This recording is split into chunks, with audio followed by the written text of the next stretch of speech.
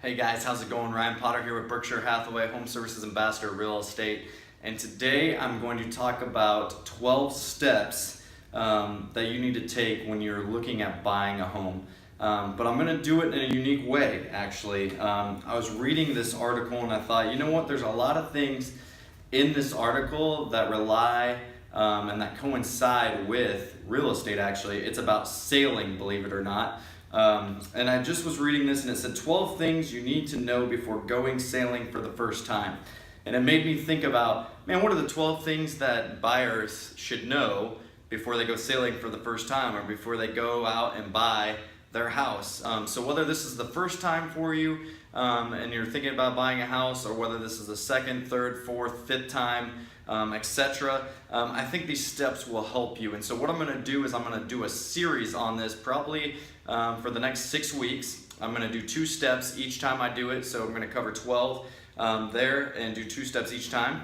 And so today I just wanted to start out by reading some of this and then how it coincides with real estate. So interesting thing that I was reading, it said the benefits of sailing include this: mindful practice and stress relief in a calm environment, enhanced muscle strength and flexibility, cardiovascular training, and improved communication skills.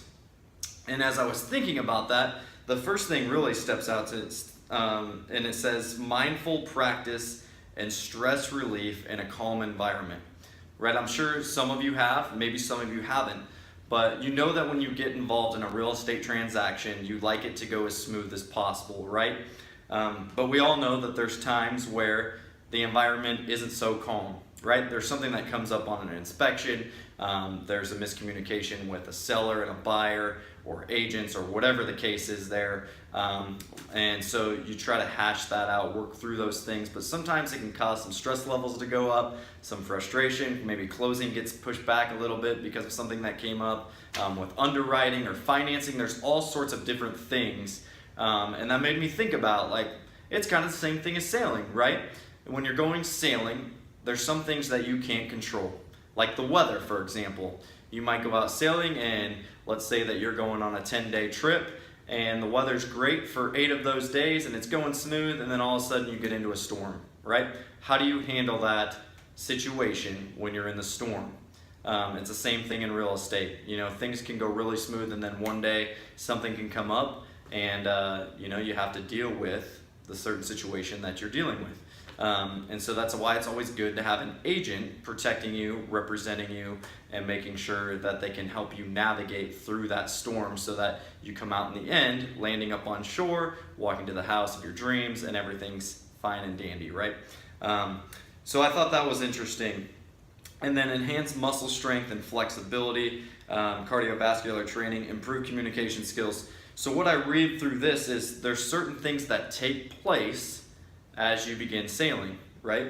So you enhance muscle strength and flexibility, cardiovascular training, obviously, so you're staying healthy, and then improved communication skills. Well, the same is in real estate, right? Because there's a lot of communication that goes on between other realtors and their clients, realtor to inspector, realtor to lender, realtor to the title company. You know, all these different people are coinciding with one another and running parallel with one another and trying to get the deal done. But there's got to be a lot of good communication taking place, or the deal can kind of start tanking and going south and you run into the storms.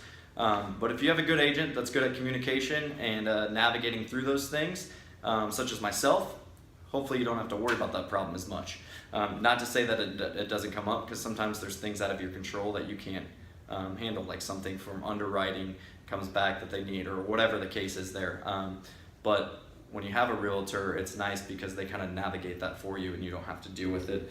And so I thought about, like, the enhanced muscle strength and flexibility. You know, when I'm dealing with clients, I like to educate them along the way. So I met with a buyer, for example, this morning, and you know, she kind of admitted to me as we were talking that you know, this was kind of stressful for me when I was thinking about just everything that it entails and blah, blah, blah. And at the end of the conversation, she was super excited. She was ready to go buy a house. And I said, hey, let's just wait on the perfect timing and we can do that. We'll get you pre-approved. And and she was excited. And so it's basically just listening to people and helping them go through kind of what their goals are and what they want to do with the real estate needs there, and then helping them along the way and getting them there. So it's educating them on the certain steps and the things to get there, which I'm trying to do now. So that's where, you get enhanced, in my mind, where I was reading that, enhanced muscle strength and flexibility. You're just enhancing that process for them. You're giving them a little bit more education, a little bit more knowledge about how things work, and you're helping them get there. And then obviously the cardiovascular training. I tell people when we're in a real estate transaction, I'm like, listen, it's not a marathon, or it's not a sprint, it's a marathon, it's a process. Some things take time, unless you're paying cash, which, we're starting to see a lot more of. But unless you're paying cash, the process kind of dwindles out a little bit towards the end, but it's usually about a 30 to 45 day process. So there's a lot of stuff that takes place during that time. So keep that in mind. So I want to share with you the two things that they kind of mentioned here as we move into this. So it says 12 things are keystones to ensuring that you have a wonderful and unforgettable experience sailing. And I'm going to tie this into how that pertains to real estate. And the first one says, know where you're going and become familiar with the area and the weather. Right? So how does this pertain to real estate? Well, it's pretty easy. Know the area where you're going. So do your research. Think about what are the areas that I want to live in. So if you like shopping, then you probably want to be around a place that has some shopping areas. If you like to eat out a lot, how close are you to restaurants and food and that kind of stuff. If schools are important to you, what are the schools here in Omaha that have a good grading system as far as feedback from other people and what they've experienced? You need to educate yourself on those certain areas, and then that will help you narrow down where you want to be, right? Become familiar with the area and the weather. Again, weather. So there's certain things that come up that you're just not going to know about, right? But it's a part of the process, and maybe you think you want to be in a certain area, but then when you go look at those houses, you're like, oh no, this is not where I want to be. Or you think, well, this area was kind of low on my list, and then you get there and you're like, actually, I kind of like this area. Maybe my realtor and some of the houses that he's showing me, he actually knows what my interests are and things like that. So hopefully you get to know where you want to go and you become familiar with that area, and then you can kind of narrow down that search, right? So when something pops up for sale, boom, you can call the realtor, you can go, you can look at it, and hopefully fall in love and get the house that you want. So that was step one. Okay, the next one that I'm going to cover right now, and then I'll take a break and cover the next few in the next 5 series, but 2, decide which type of boat you want to charter. Some people just think that sailing, there's just one sailboat. Well, apparently there's 3 different kinds. There's the first-time sailors that must recognize 3 main charter experiences that they can choose between.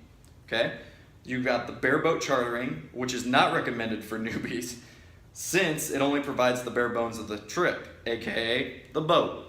Right? You've got a skipper charter, which is a better idea for small vessels with a seasoned captain.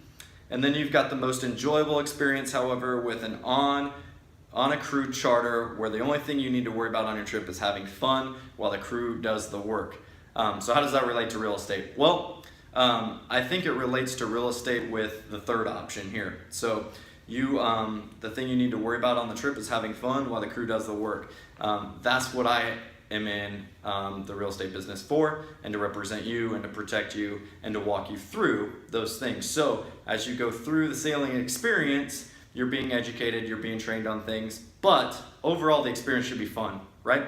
You're buying probably one of the most biggest purchases of your entire life. It's one of the greatest investments you'll ever make, and so it shouldn't be stressful, it shouldn't be worrisome, it shouldn't be frustrating, although at times it can be. Overall, the experience should be fun, and that's what my job is to do, is to keep you educated, to stay professional, but then to also make the job fun for you. So at the end of the day, you're moving into your house, you're happy, and you were good with the experience. So those are kind of the first 2 things that I wanted to talk about today and how that works. I'm going to be covering the next 10 steps in the next 5 series, so stay tuned for that. Hope you enjoyed it. I'm trying to mix things up a little bit, so we're going to be talking about sailing in this next series. And for the buyers out there that are interested in buying a home, knowing what steps to take, hopefully this is going to be helpful for you. So thanks guys for tuning in. I love hearing the feedback and stuff. This is a pretty hot topic right now, as I've talked with many of you. So I'm trying to cover those steps and how I can better prepare you and help you get ready to purchase your home, whether it's the first time you're purchasing a home or the second or third or fifth or whatever. But hopefully I can be the guy that represents you, that walks you through that process and gives you that unforgettable experience, just like sailing, that you can just sail through and have the captain take it and get you to your destination without any hiccups along the way. So anyways, with that, thanks guys. Realtor Potter, check me out on all my social platforms, and now I have a new website for you, realtorpotter.com. So it makes it super easy to connect with me on any platform whatsoever. So go check it out. Love to hear back from you guys, and hope you have a great day.